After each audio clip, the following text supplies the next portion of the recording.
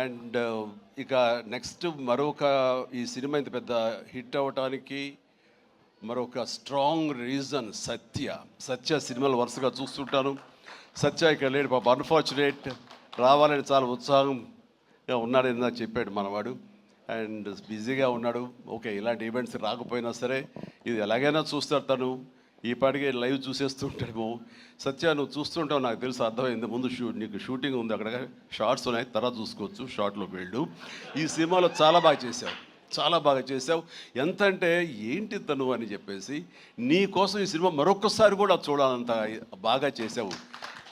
నువ్వు నాతో పాటు యాక్ట్ చేసినప్పుడు కూడా నేను అబ్జర్వ్ చేస్తుంటే నీకు లిమిటేషన్స్ లేవు. నువ్వు అంటే ఆ క్యారెక్టర్ పరంగా నువ్వు ఆ హద్దులు లేకుండా నీ మనసుకు ఏది అనిపిస్తే నీకున్నటువంటి ఆ మిమిక్ టాలెంట్ తోటి దీన్ని అల్లుకుంటూ వెళ్ళిపోతుంటావు, కొత్తగా చేయడానికి ప్రయత్నం చేస్తుంటావు.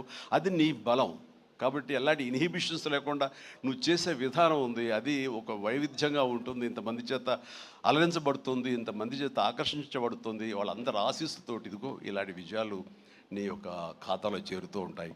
ఆ రకంగా నువ్వు చూపించినటువంటి ఈ కామెడీ నాకు మళ్ళీ చూడాలనిపిస్తుంది. అంత బాగా చేసావు. అఫ్కోర్స్ మనం చేసినప్పుడు కూడా నువ్వు నీ అభిమాని అండి అంటూ గతంలో మీరు ఎట్లాగా నా సినిమాల కోసం ఎన్ని చూస్తుంటావు అండ్ అవన్నీ చెప్తూ ఉంటావు, వింటూ ఉంటాను. కానీ నాకు నువ్వు ఆనందం ఇచ్చాకంటే నా శిష్యుడిగా కానీ నా అభిమాని ఇంత స్థాయిలో ఉన్నాడన్న ఆ గర్వం ఉంది సేవ.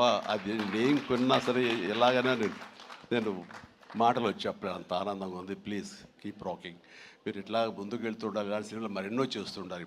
అండ్ ఈ సినిమాకి ఇంజనీర్ మన గాంధీ అయితే ఐరన్ పిల్లర్స్ మన వరుణ్ తేజ్.